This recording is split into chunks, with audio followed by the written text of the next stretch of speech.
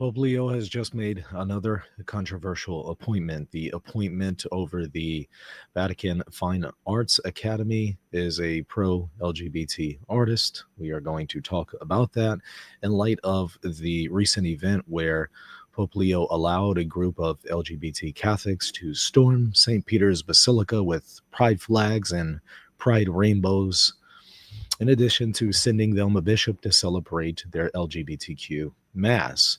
There's been a number of developments, not only that appointment, but there is a situation where he is going to allow for a Latin Mass at St. Peter's Basilica. And some people are starting to wonder, is that just a deflection and a distraction, if you will, a smokescreen, to take away from the fact that the Vatican basically just endorsed pride? So that's what we're going to talk about coming up next, right here on the Michael Lofton Show.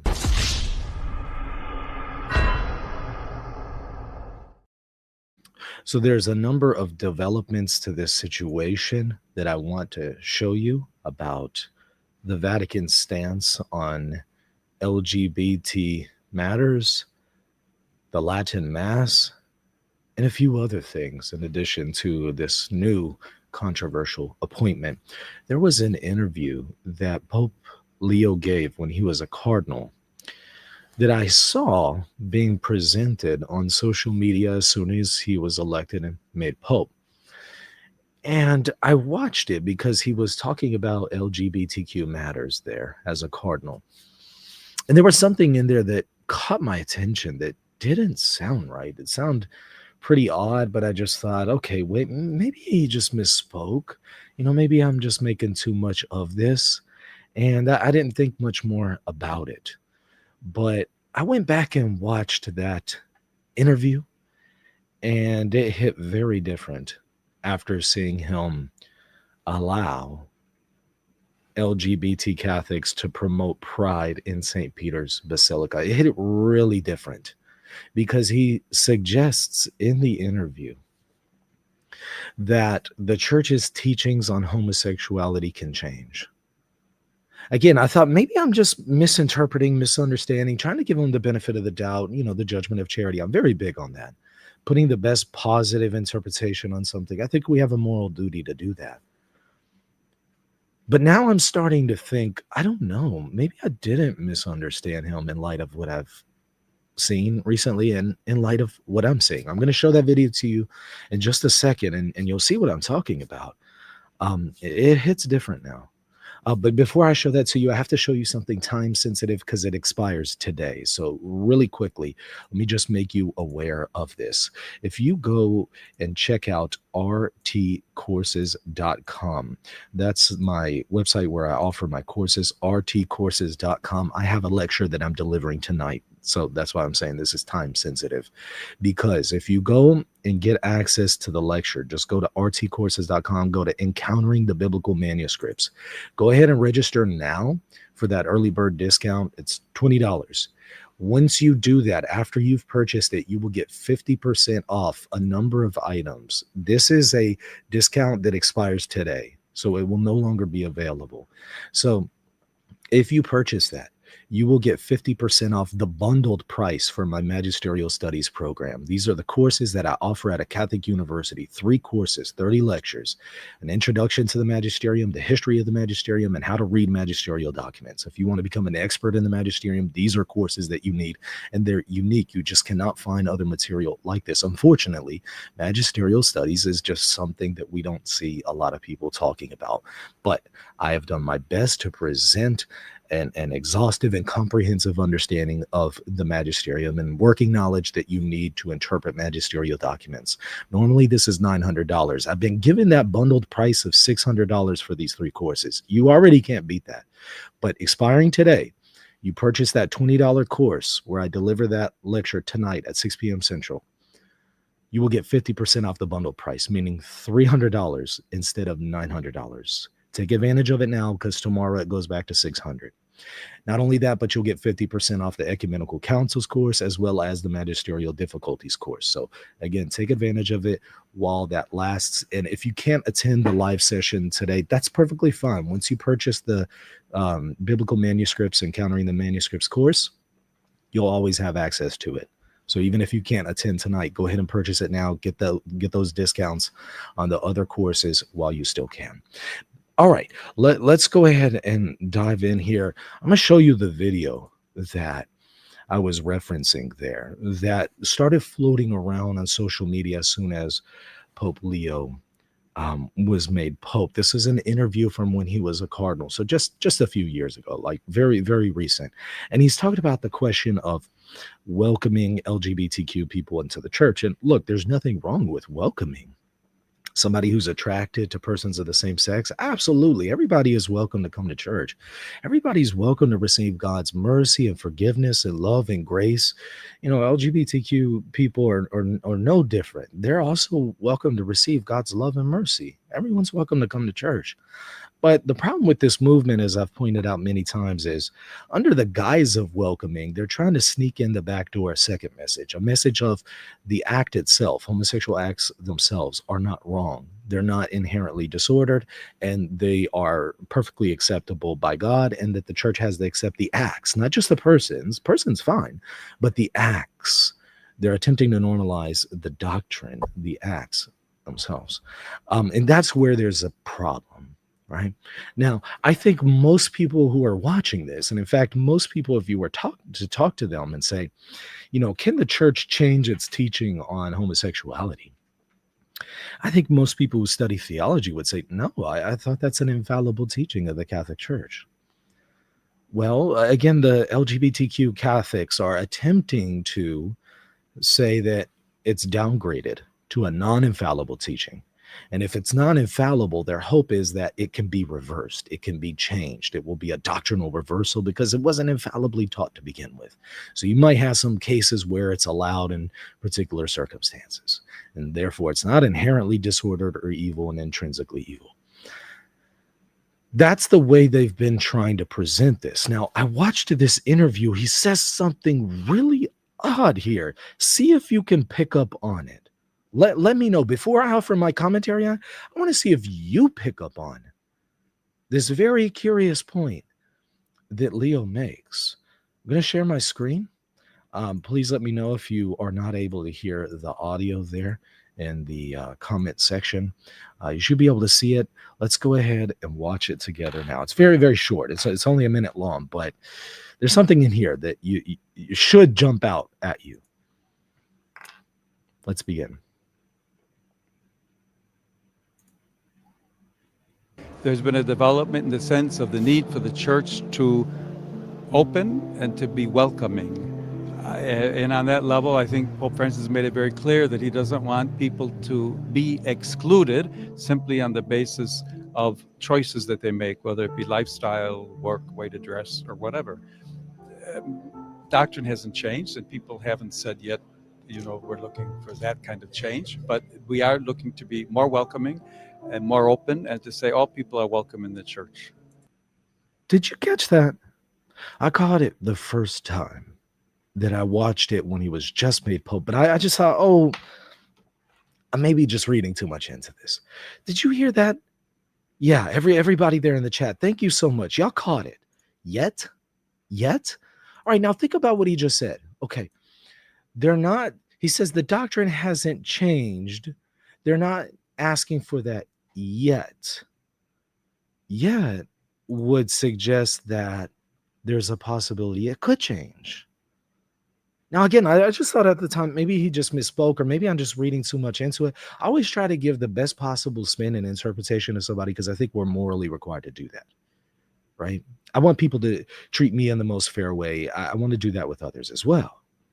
So at the time, I just thought, maybe I'm just misunderstanding, right? When he says they're not asking for that doctrine to change yet, maybe he doesn't believe that it can change. Maybe he's just saying that people aren't asking for it to change yet, which is not true. They have been asking for that to change. So I thought that just doesn't sound right to me.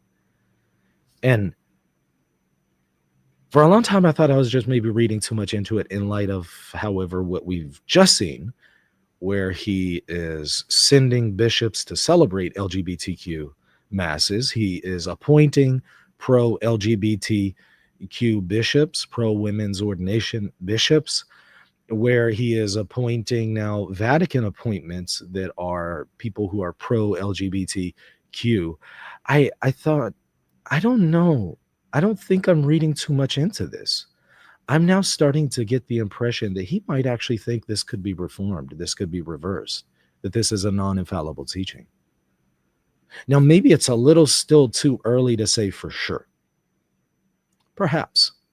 But I don't know. Some red flags are starting to present themselves to me. And I'm starting to wonder, does Pope Leo think that this is a doctrine that is non-infallible and that it could be reversed to a degree or further nuanced to where the magisterium comes out and says, okay, normally it's disordered, normally it's evil, but in this particular case, if you got a homosexual in some kind of union with another homosexual and they're committed to each other, and they're not cheating on each other, that is a union that's not ideal, but it's not inherently sinful.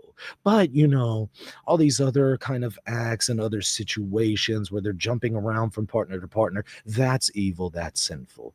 I'm starting to wonder, does he have that conception in his mind? I know a lot of people who are LGBTQ Catholics, they have that conception already.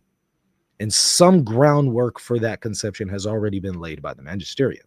It hasn't fully gone out and explicitly said that, but some groundwork has been laid already. And it has spoken about, grades to acts of love. Will it go so far as to say that, okay, it's not always intrinsically disorder? I don't know, but I'm starting to wonder if Pope Leo is going to move it in that direction. And maybe if not him, maybe his successor. I don't know. Still a little too early to tell, but I do want to bring that to your attention because I think that those are signs that we need to start paying attention to, and that I don't think we can continue to afford to ignore in light of what is currently going on right now in the church. Okay, now, so he just appointed this lady here she's a pro LGBTQ artist who has hosted some pretty questionable art exhibits. He has now appointed her to lead the Vatican's Academy for Fine Arts. And, if you take a look at her social media, you got things like this. Very, very, again, clearly, if you look into her, pro LGBTQ. Clearly, this is another bad appointment from Pope Leo. Now, a lot of people were waiting on Pope Leo's appointments and felt like, okay, well, maybe, he's going to clean house. Rather than clean house, it's starting to look like he's making it worse. And appointments like this are absolutely inexcusable. It sends the wrong message, just like allowing pro-LGBTQ people to process rainbow crosses and rainbow flags into St. Peter's Basilica, the heart of the church at the Vatican. It sends the wrong message. Well, some people are pointing this out simultaneous to all this information. They're saying Cardinal Burke is going to offer a traditional Latin Mass at St. Peter's Basilica on October 25th. And a lot of people are very, very excited about this. A Latin Mass being offered by Cardinal Burke in the Vatican. It's been a little while since we've seen that, so they're really excited about this. This one person is saying here, this is, some good news lately after, on the heels of some pretty bad news with what we've been seeing. But, this other person notes here, they cynically think vestments in the Latin Mass will get trads back off about the homo heresy. They think we're that shallow. In other words, this person is saying, look, I'm not buying this. They're perceiving this as a smokescreen where, okay, yes, they're going to allow this Latin Mass in St. Peter's Basilica, but it comes on the heels of allowing Pride to be celebrated in St. Peter's Basilica. They're thinking this is just kind of a distraction to calm traditionalists down and to deflect and divert their attention to, oh, look at this Latin Mass and Burke is going to celebrate it, to distract from the fact that St. Peter's just promoted Pride. And a lot of people are starting to think, okay, this is just a smokescreen. This is just a distraction tactic. And this particular person is saying, I'm not buying it. They think we're that shallow. Other people are buying it. They're saying, hey, this is great news. This person is saying about this Latin Mass, if that happens next to an LGBT event at St. Peter's Basilica, we know the new Pope is not addressing yet the doctrinal crisis in the church. So, other people are just saying, look, I'm not buying it. This is a smokescreen. This is a distraction. You got others who are saying, imagine the stink that would be raised on the same day by the Vatican if the t-shirts and knapsacks said MAGA. And here again is some of those photos where the LGBTQ Catholics stormed St. Peter's Basilica with all their pride stuff and obscenities and all sorts of stuff. And, people are rightly pointing out, hey, if people were to bring in MAGA or they were to bring in swastikas into St. Peter's, would that have been allowed? And I can tell you right now, no, that would not have been allowed. But for some reason, these politically charged images are allowed. So what we're seeing here is the unfolding of events that are absolutely troubling and concerning. And I think some people are rightly starting to ask questions. Is Pope Leo attempting to please both groups in the church? The liberals, the traditionalists? Is he basically saying, okay, with the liberals, you can celebrate pride right here in the heart of the Vatican. But in order to not upset the traditionalists too much, and in order to maybe just kind of not only placate them, but distract them from all of this, let's simultaneously to that announce that we're going to go ahead and give them a Latin Mass one time in St. Peter's Basilica. By the way, it's not a routine thing that they're going to have. It's literally one Mass. It's going to be celebrated as a one-off thing by Cardinal Burke. And is the idea that, okay, let's just do both things. Let's please the trads. They really, really love that Latin Mass. Let's give them a Mass with Burke in St. Peter's. And okay, the LGBT Catholics, they want to be able to celebrate their sin and pride publicly in the heart of the church. Let's go ahead and give that to them. Is that what's going on? I don't know. It's certainly sending some mixed messages and mixed signals here. But it is worth considering. And I think we need to go back and watch that interview again with Pope Leo and maybe check out some other things that he said when he was a cardinal and start asking the question, is he going to attempt to inch the magisterium closer to recontextualizing the question and discussion on homosexuality? A lot of people are saying, Pope Francis wanted to do that, but he knew it would be too soon. So what he attempted to do is present this idea that the church is opening up and warming up to taking the church in that direction, but not doing so with the magisterium yet. But once people are conditioned to think that there are some options here, then bring in the magisterium and say, well, you know what? Due to a development of doctrine and further reflection on the matter, we now see that this wasn't an infallible teaching, that it's always intrinsically disordered.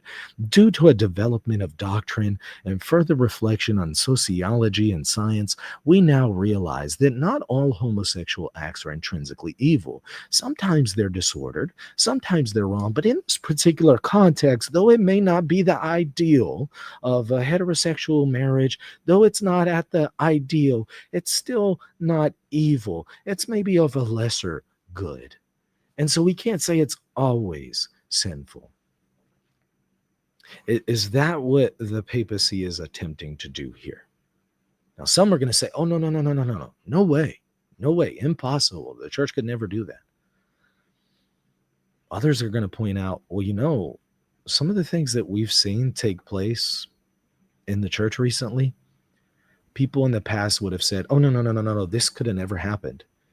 And yet, we're seeing it happen before our very eyes.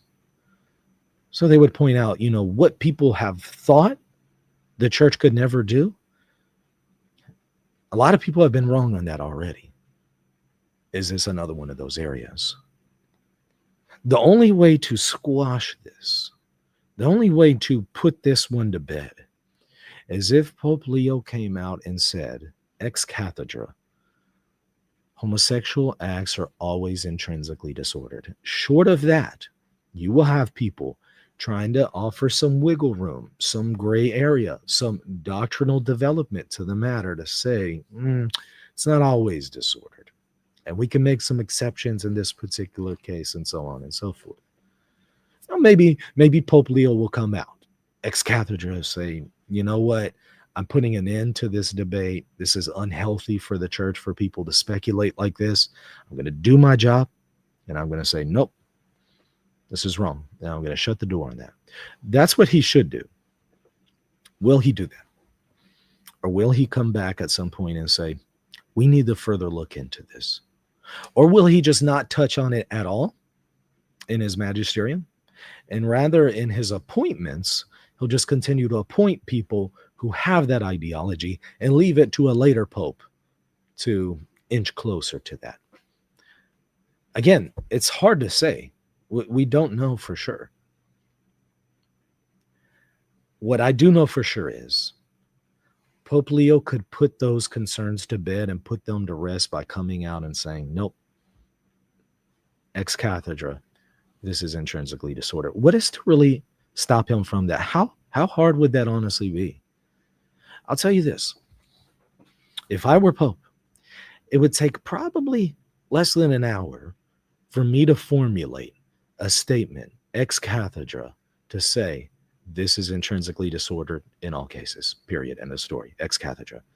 Less than an hour for me, just Michael Lofton, to write something like that. Pope Leo and all of his theological, advisors in the dicastery for the doctrine of the faith, they could come up with something probably quicker than that. So in other words, he could do it, and he could do it very easily.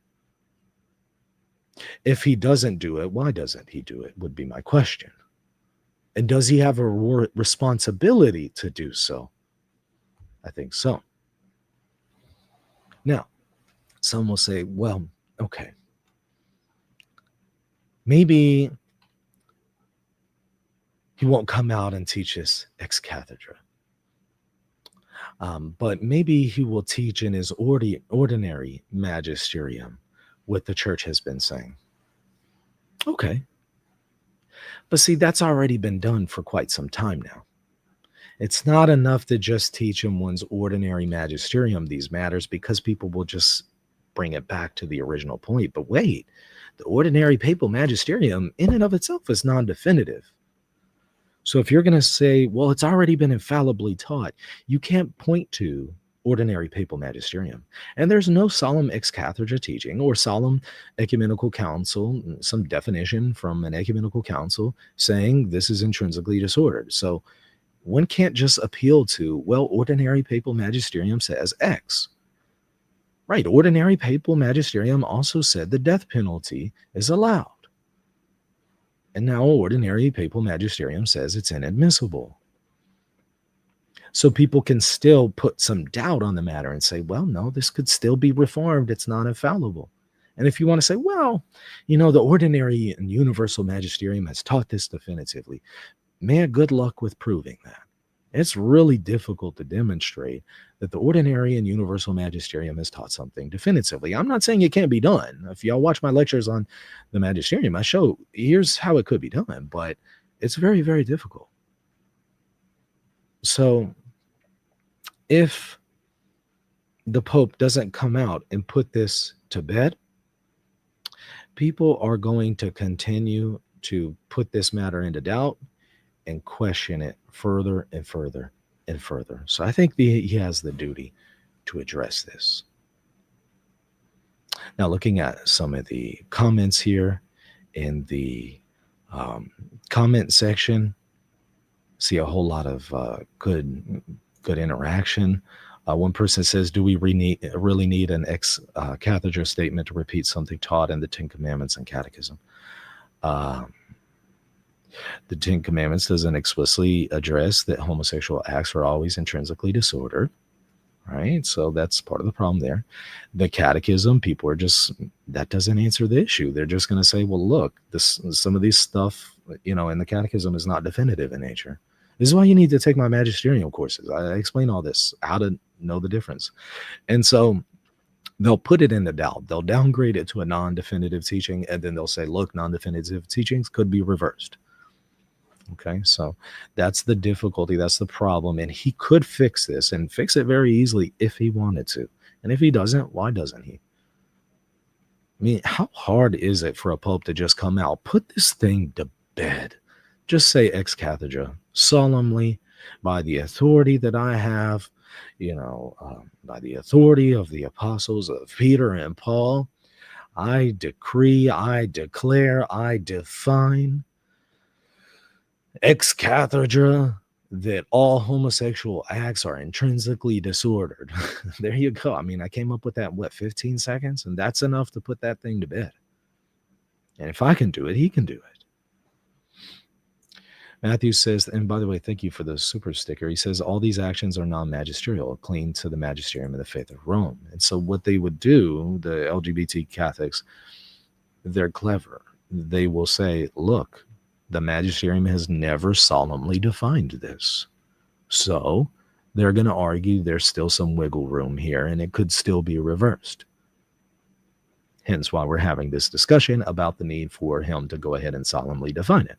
I hope that's become clear at this point. If it's not, you'll really need to look further into how the magisterium operates. Like I said, I got those courses, rtcourses.com. Let me show you again. The sale that I'm offering expires at the end of today, so you definitely need to take advantage of it now. I'm giving a lecture tonight at 6 p.m. Central on the biblical manuscripts, their history, their transmission, challenges to the transmission, solutions to the challenges, all kinds of stuff. If you purchase it right now, it's $20. This is only good for today. It ends at the end of today. If you purchase that, after you've purchased it, it will give you an upsell. It will give you the Magisterial Studies program, the bundle, that's already discounted down to $600 from $900. It'll give you another 50% off the $599 price, meaning $300 for a $900 value. That expires today. If you want all three courses that explains to you how the magisterium works, these are courses I teach at a Catholic university, the exact same courses. If you want access to those, take advantage of that discount today. You can't beat that. $20 for $300 off this course, and $20 for also $40 off the Ecumenical Councils course, and about $15 off the Magisterial Difficulties course. You get all of that. Take advantage of that now, especially if you want to understand how the magisterium works, because that's vital to understanding these discussions. You'll then see how the LGBTQ Catholics are going to argue there's still some wiggle room here. There's still some wiggle room where you can put it into doubt on the question of, is it always intrinsically evil kind of thing? And, again, I hope that my point here about how Pope Leo could easily put this to bed is not lost on you guys. I mean, he could easily fix this situation, put a stop to it if he wanted to. And if he doesn't, then the question is, why doesn't he? Is it because he's trying to inch a little bit closer to this idea? Looking a little bit more at the comment section here. So do you think in the future there is open possibility to allow LGBTQ marriage? What I think is irrelevant, right? The more important question is, what does the Pope think? Because if I say, personally, I don't think that there's wiggle room here, that's my opinion as a theologian. And you know how that goes. It's not necessarily binding on anybody, right? I don't exercise any kind of magisterial authority over your conscience. But if Pope Leo came out and spoke ex cathedra and solemnly defined the issue, that's binding on your conscience, definitively so. It could never be reformed. So you need to hear it from the Pope, not from me. Because for me, it's just an opinion. From the Pope, however, it carries authority. And that is the purpose of having a magisterium, so that you're not bound and torn between opinions of people and theologians. You then have a means by which theological disputes can be definitively settled and put to bed and put to rest. That's the purpose of the magisterium. And what is the point of having a magisterium if you don't use it? If somebody breaks into your house right now, you have a gun, and they're coming for you and your family, and you just sit by and watch them kill your family. What good is it in having that gun if you're not going to use it when you need to? The point is, what good is it in having a magisterium if you don't use it when you need to use it? So you don't need to hear it from me. You need to hear it from him. But we also need to hear from Pope Leo as an apology for allowing the Skittles people to storm St. Peter's Basilica and promote pride in the Vatican. People are due an apology. It's not enough to just say, "Oh, let me just let you guys have a little Latin mass with Cardinal Burke here," and that'll ease things up and placate them and smooth things over with this. I'm sorry, that's not enough.